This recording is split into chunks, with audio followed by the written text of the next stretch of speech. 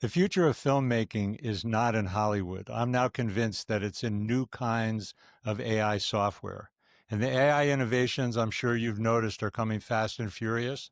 They can be overwhelming, but it's also kind of like we have a Hollywood studio AI in a box. But it isn't just about generating artificial people or really cool kinds of new footage. It's about a new approach to storytelling.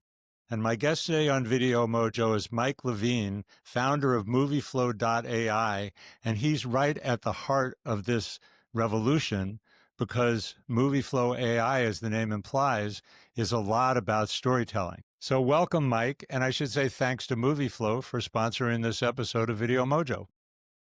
Thanks for having us, John, and I'm excited to be here. I don't know if I'm a we or an I, but yeah, I am You excited. get to choose your own pronouns, man.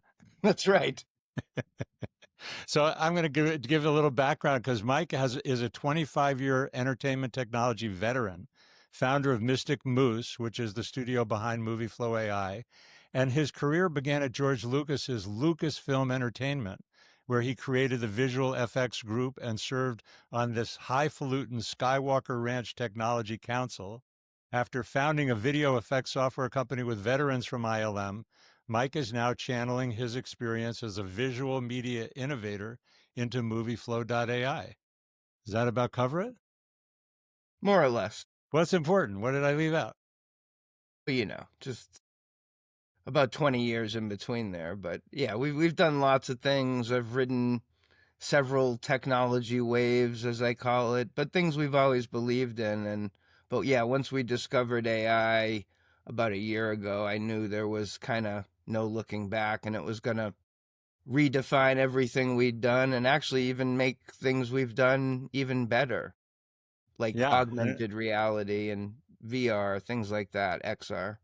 And I also think we're aligned on the democratization of media and the way that it makes things more accessible. So we're gonna talk in the next half hour about how MovieFlow makes AI video storytelling fast, fun, and accessible, even if you're not a techie. And you'll see a live demo, like a peek under the hood of how MovieFlow works. And you'll also get to hear Mike's innovator view on where AI video is headed and how you can get ahead of the curve. So what's MovieFlow? MovieFlow at its core is an AI platform designed to completely streamline the creative process. Think of it as an end-to-end workflow to create AI films, and it's for creative professionals, which means filmmakers, ad agencies, studios, and you can use it to make films, ads, shorts, really any type of moving content. And yeah, it's really an advanced workflow where for people who want to get into the details, I think, of their shots and their stories and creations, and really lets you work with AI how you want to work with it.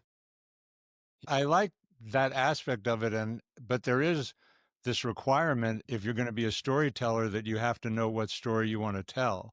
I mean, obviously you can brainstorm with AI and with your app even to figure out the story, but this human in the loop creative chutzpah that I talk about all the time is kind of underscored with a tool like yours. Do you agree with that?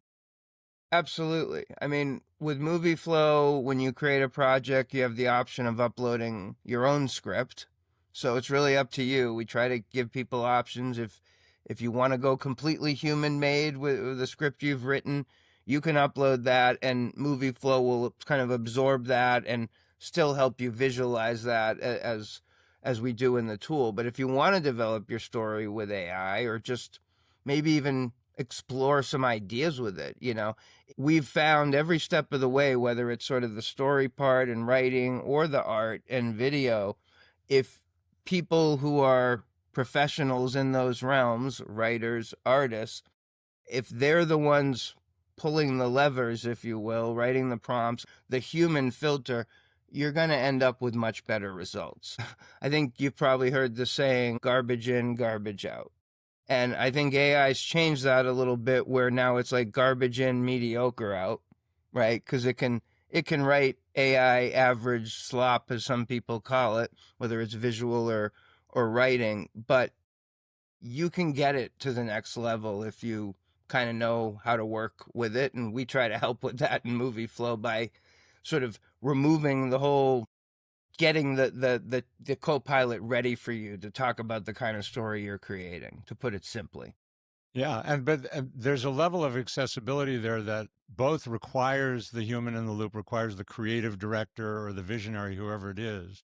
But you made this statement in one of the interactions we had in preparing for this that for the first time, the primary barrier to creation is shifting from technical execution to pure imagination. And I love that line. Will you say more about why imagination is more important than ever? Well, I think for the history, as long as people have cared about images and more even motion picture, as it's gotten more complex, the barriers to entry have raised. They've lowered in some ways, right? We had camcorders and all those things happen, but then CG comes, right? And that's like hard to use, but then it gets easier. But I think AI absorbs all those things into one, where it's putting the power, like you say, of a film studio into anyone's hands from start to end in terms of the story, pre-visualization, animatic, to the final form, and effects and sound. You can create something that would have taken, at a minimum, thousands of dollars and probably weeks and lots of people and, sets and coordination. You can do it in theoretically a few days for really only a few $100s, depending on, there's so many variables, what models, how many generations it takes. But for a young person or even an older person who's had an idea forever and they've never been able to create it or get it out there, I think you're going to see with AI and tools like MovieFlow, people being able to, it just creates a much wider range, right, of voices, which is a good thing, we hope. And when things like this happen, the big guards, Hollywood, etc., they get nervous, and they should be. It's going to challenge things and it's going to shake things up. Like, think about how much YouTube and Netflix changed the landscape. Well, this is going to, TikTok. and TikTok, yes, thank you. And this is going to be a next chapter. Let's just say that. No question about it. And it's so let's talk about the product a little bit. I mean, I see two really big differences, which I'd love you to illuminate. One is that there is this workflow, and you're going to show it in just a minute of taking people from concept all the way through export. And then this thing that I love personally, you said in a demo that I saw, no juggling of multiple subscriptions. So you have all the big video clip generation engines all in one place. It's not free, by the way, apropos of your professional thing, and we'll talk a little bit about that. You're dealing with credits. But yeah, But you how do can those sign two up things for work? free and try What? it out. And we're giving double credits this month because we just went into open beta. So Awesome. get them Awesome. while they last. If you're asking sort of what we are, what makes us different, I think it is our workflow. That's one of the key things you're getting with our tool. But sort of the second 1A benefit is this workflow where you get access to all the best models out there. And we'll talk about this, I think, later, but we look at MovieFlow not only as an advanced workflow, but it's almost like an education tool for people trying to figure out AI. And AI trying to is figure really out movie hard. storytelling too, right? I mean, I think Yeah. it has big educational value for people that are learning to tell video Well, stories. that too. But if you're trying to keep up with AI and the models, and there's a new model every 2 weeks, and what is this one good at versus that one? It's a lot. I read about today another tool that announced now you can bring any model from, Replicate or whatever into their tool by cutting and pasting the URL, which I think is really cool, especially for power users. But for someone new coming into AI, it almost exasperates the problem, right? It's like, wait, what? Where do I start? And so now that we've sort of laid the bedrock, that's what we're saying. We're adding more things in terms of help for users. We're adding a chat bot, which you can say, hey, what video model should I use for anime or whatever? Okay, well, here's the best one. You can refer to our guide. Obviously, you can experiment, but we want to help and guide people, because I think it is overwhelming right now. And once you get your handle around that, that side benefit of being able to have one subscription, and if you're telling a story, you might not use VO3 for the entire story. You might only want to use that for your interview lip sync shots, right? And for B-roll and something else, you might use a different model. Why don't you show us under the hood? Let's and see how you access all those cool models in one place and put them in a storytelling context. This is going to be a very quick demo. I recommend people check out MovieFlow.ai.com. We have tutorials, we have videos, we have a YouTube channel. All right, so I'm going to show you our main workflow today. These are some breakout things we're going to be adding soon that a few people have asked for, but you're going to see all this encompassed in our main workflow. And so when you create a project, really quick, I'm not going to go through everything, but as I was saying earlier, you can develop it with AI, or you can upload a script or a campaign brief. If you're developing it with AI, a lot of these choices relate to that. For example, if it's a commercial, we break out things like letting you tell the product name, the type of ad it is, target audience, etc. This is to define really your output, and these are really just presets that you can override. And obviously you need to pick your aspect ratio. People are familiar with that. But if you're developing your story with AI, you can also tell it the length of the story you're developing. You can also Right. tell it And the those, I structure. want to interrupt you because that's one of the things that I like about it is that one, you do have the length. And so when you're generating, sometimes you're doing 5 seconds, sometimes you're doing 8 seconds. But one of my pet peeves is not having flexibility around the aspect ratio. If you're Mm, producing for TikTok or you're producing for YouTube, it's a whole different deal. And you've defaulted, I believe, explain how that works, that the models, you only show the model. If I'm doing for TikTok, you only show me video generation models that will generate the vertical aspect ratio. yeah, somewhat. You're close. We basically what we do is if you choose 9:16 and you really want true 9:16, we're gonna gray out or only let you choose the models that truly support true 9:16. A lot of people in AI, though, are used to it and comfortable with, as you said, sort of maybe doing it at a higher res or 1:1 and cropping it, but we're at least going to guide you with that. So, if you choose to a different 1:1, you're going to see more models open up in terms of what they support.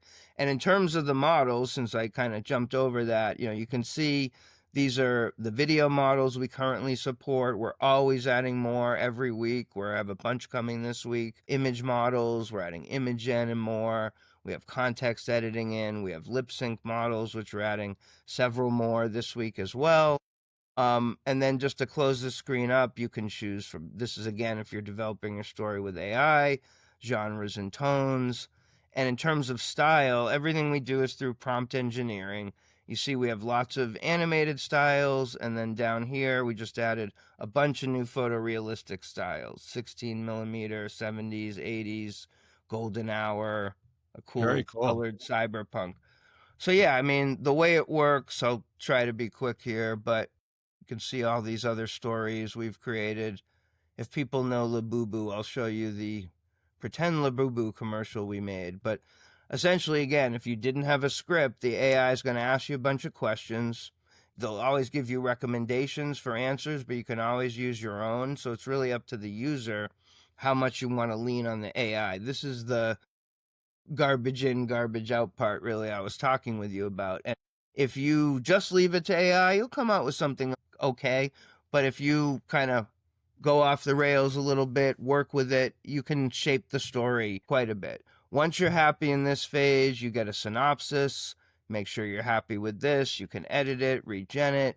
We give you a scene breakdown of your whole story. We generate the script, or this would be your script. And all this stuff is editable every step of the way. And then we have our actors section, which probably should be called elements. We're probably going to change it because this is a very powerful section where, first of all, the AI is just pulled from the story and the script the correct characters and actors that should be in it. But Right, as and you see in it this, could like you see the Labubu logo, it could also be a yes, product box, or it could bingo. be a piece You of can clothing, upload whatever. anything here, real things, real people.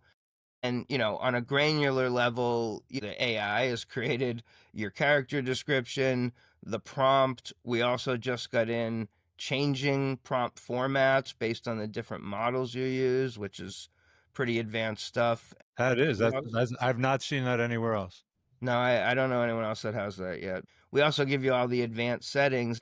So basically, you can play with the different models till you get your character right. And you have generation history to choose from the best ones. You can also pick a voice for the character, or you can upload your own voices and clone voices. And you can also create characters from photos. So you can But they upload, and full support for VO3 and the way VO3 has audio built in, right? yes. Oh, yeah. Yep. We, That's amazing to be able to do it both ways in one app. Yeah, no, you can do lip sync with these other, sort of attaching it afterwards. I'll show you, or the VO3 way. Three, though, as great as it is, it does have limitations. Like I was watching Curious Refuge this morning, Caleb talking about how it changes the voice shot to shot sometimes, or changes the tone or inflection.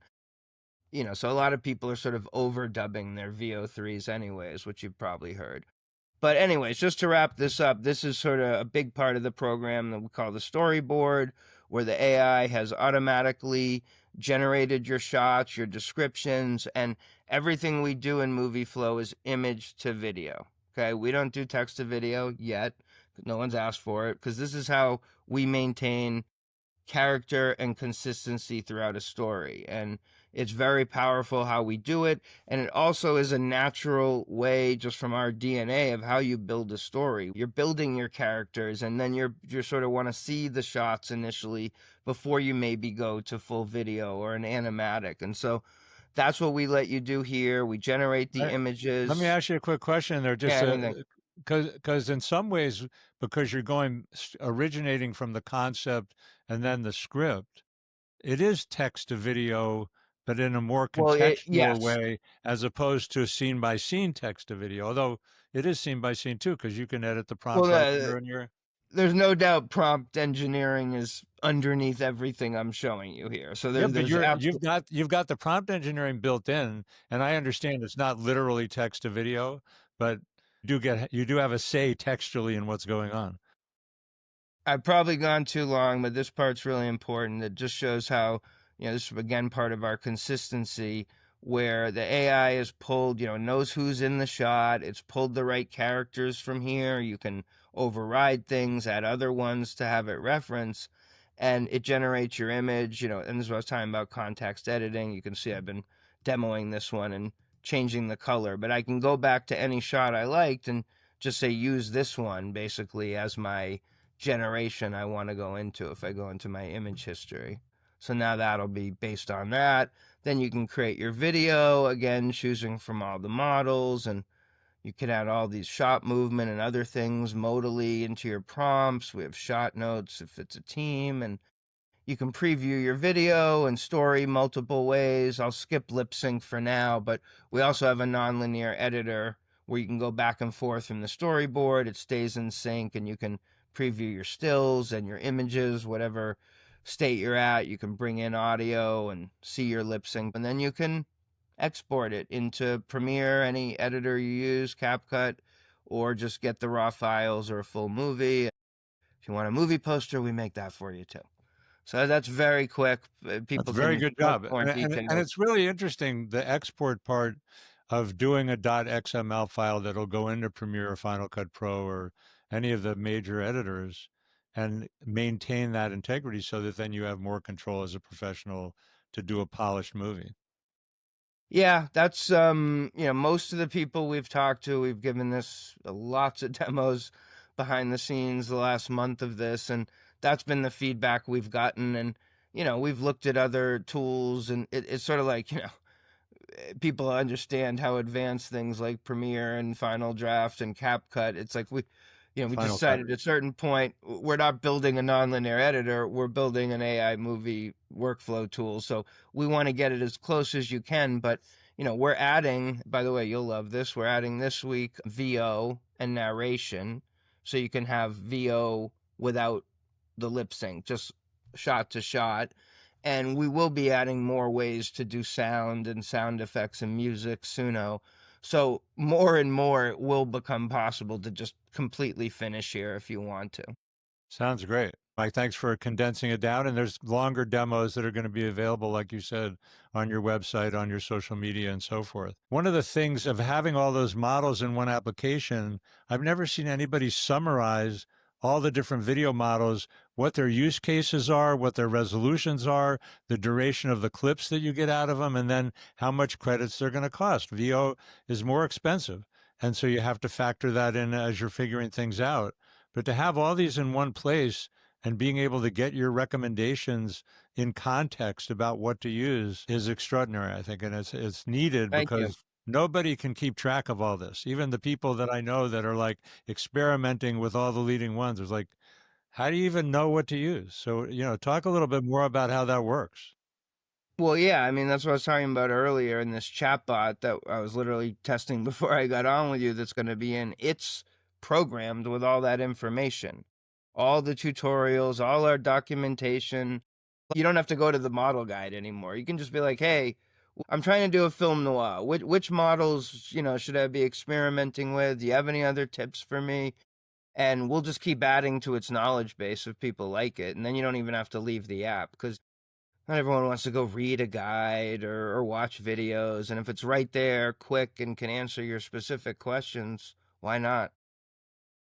So, as we're wrapping up, let's talk a little bit about the future. Where do you see this going? This is like it's like a runaway train or a tsunami, and you're helping, I think, to be able to help us be surfers on this giant wave. But boy, is this I've been tracking technology, and the evolution of media is something that I've been doing for decades. And there's never been anything like this. The pace that it's moving at, the innovations that are coming out virtually every week. So talk from the Eh, video storytelling point of Yeah. view of what you're doing today and where you think it's going to be, I don't know, 6 months or a year from now. Oh, yeah. I joke with my team all the time. I was like, you remember when we used to wait a year for the Photoshop update or Unity update? Now it's every couple weeks, and there's so many different models, and it's really it's like luckily there's an amazing community and everyone's sort of sharing. It's almost like an open source community because everyone shares their prompts and their workflows. No one's like hiding things.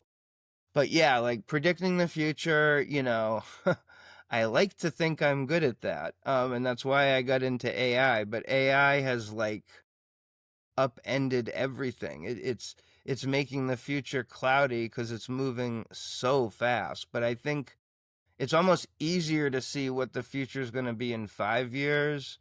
It's safer to predict that than what it is going to be in 6 months. Because, What at do a you think certain about point, that? What do you what's easy to see in 5 years? well, I think right to start, because I don't want to skip over that part, we're in this sort of transition phase. There's the early adopters, there's the pioneers, then there's sort of the people who eh, are starting to be aware that they need to be aware of AI, but they haven't learned all the bells and whistles. And then So there's many still people have people. not dived into AI. Well, It's then still then there's still people shocking. who are resistant to it, and this So isn't many. gonna be a thing. And no, we're still gonna have actors. And no, I didn't say that. We will still have actors, but less of them. Um, yeah, and I think so the transition period, how long is it going to last? But I think there's going to be this, and we're heading to it, this aha moment, especially like the big ad agencies. I was listening to one of the leading people do a podcast last week talking about how they were like, look, let's not debate whether it's now 6 months, 12 months, but you can basically do a Super Bowl spot in a few days with one person, and this is their honeypot, ad agency's biggest thing they did all year. So the world is about to implode, and yeah, I think in whatever 2 to 3 to 5 years, it's really hard to envision. You're not going to know what's real and what's not. Are there going to be labels? I was just talking about this with someone else. But I think the exciting part, A, the democratization, but B, new forms of interactive storytelling, linear storytelling. You see the Genie 3 stuff Google put out. I mean, it's mind-blowing. And when you marry that kind of with what we're doing, because it's not a leap to go from 2D to 3D models and interactive worlds and have that structure that we've built, I think you're gonna see crazy new things be invented and created, and that's fun to me. Yeah, I mean, and talking about prognosticators, I was watching a Gary Vaynerchuk video over the weekend, and he said 48 months, full stop. Nobody will be able to tell the difference between what's real and what's a real person and what isn't. And All that right, hold on. you must have concern over the deep You fakes you and got to the say that again, because I watched that 48 in video 48 too. months and No, probably I would say 12 months, he said you know. 12 to 24 months. I watched Okay. that video this weekend. Thank you very much. 20, he said 24 months. You're Yeah, right. he did. He He said said, 24 "I months. would My bad. argue, I would argue it's right now." Well, for sure, there are spots now that people don't know are fake. So what about the deep fakes? And I mean, there's like, that's a problem also, is that, people, one, are not educated enough about AI, and two, if we can tell the difference now, we won't be able to tell the difference in 6 or 12 months or whatever it is. I mean, in terms of movie flow, we put up as many safeguards as we can in terms of moderation, safety things with the models. But I think the So, other so side you of it, actually program in controls for that kind of stuff? we pr- we will put safety models higher depending on what people are creating. This is again where depending on the model you're using, the models let you do different types of things, right? So we're kind of Oh, somewhat, you need a new column in your model guide. yeah, no This one will kidding. let you do nudes. That one will let you do political stuff. Well, ChatGPT, for example, doesn't let characters kiss. Full stop. Like it's interesting. They all have It's their little definitely the quirks. Wild West for sure. Yeah. But I think the other part I was getting into, the positive, I think, side of this is like with movie flow and empowerment, and the good can outweigh the bad, hopefully. And if people start using this for, creative, cool ways, I mean, there's no question we're entering an era where it's going to be hard to tell, and things like deep fakes and, you know, it, I think that's going to be fought on a higher level. But I think people are going to become probably pretty cynical about things, and hopefully after things quadruple validated or whatever to know they're real. Yeah. And I don't know how that's going to work, but I do think that it comes back full circle to what we were talking about at the beginning, which is the human in the loop, the creative director, because we don't want more slop. And and it's easy to generate and mass produce slop, but that doesn't create engagement, and at the end of the day isn't either good storytelling or good advertising or marketing. But I will say that I think back to the beginning of the Mac and when laser printers were new. People were going, oh no, they're going to be these horrible graphic design garage sale things with ransom note fonts and it's like, of course that did happen, but also print design took off and was wildly innovated and new things were possible because of Photoshop and Illustrator and so forth. Go ahead. I just want to add to that. I was talking to a filmmaker this morning who's a little more anti AI, let's say, but opening up to it. But I reference very similar because someone had sent me about a month ago a video from the Today Show from 1989 when Photoshop debuted with the founders of Photoshop, and then, journalists, photographers, and you could have replaced the conversation. They're saying this is the end of photography with AI.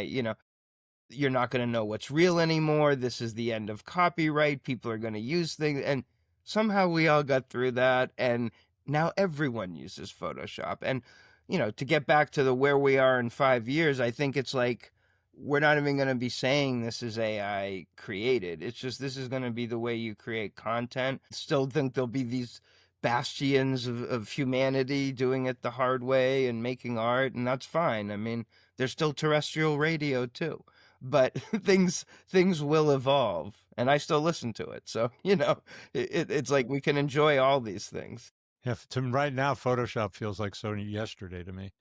with all everything's going on with image and Should image check out all the editing. AI stuff they've added. It's getting pretty cool. I'm sure. Anyway, this is great, Mike. So thanks again for MovieFlow to be a sponsor. And I'm really looking forward to digging in more. So watch my social channels and the YouTube channel because I'm going to be experimenting with MovieFlow and seeing how it works and showing you what I do and producing some stuff. And anything else that we should have covered that we didn't cover that you want to tell the people? They should go to MovieFlowAI.com and check MovieFlow.ai it or out. go to app.movieflowai.com is directly to the app. Sign up, play around, get double credits. It's enough to sort of get you almost to a full short story with a few videos made, but you can see it all and then you can decide if you want to dive in more from there. So basically, as you subscribe, you get a certain number of credits, and you use those credits as you generate the clips within your movie. And and that's how Mike gets paid and how he pays for the credits that he has to buy from all the video models that are doing all the generation. But the convenience is it's all aggregated in one place within Yeah, the we're pretty storytelling straightforward. structure. We as you showing, we show the credit amounts, and that's what I always tell people new to AI is like experiment with the more affordable models first. Like you can always enhance and get better and upscale, but as you're figuring it out, don't necessarily go right to VO3 because it's Those- more You're, expensive. you're redefining rough cuts. You do your rough cut with the lower quality, both models and Exactly. options. It's the way And I then was taught. exactly, it's just a whole different world, but the same I mean, concept applies. yeah, Rough and it out, even studios with big budgets, I mean, they're doing this at scale. So right? it is important to think about. And this is also going to be important as a concept development platform for doing, But like you yeah, mentioned earlier, storyboards and animatics and ideation. proof of concept. Yeah. But the quality of the proof of concept becomes so good sometimes that you don't need to go to like, Yeah. Some people who haven't made the full leap was telling me, oh, I'll use this to sort of rough cut my film, show it, get it sold, and then go out and really shoot it. Great.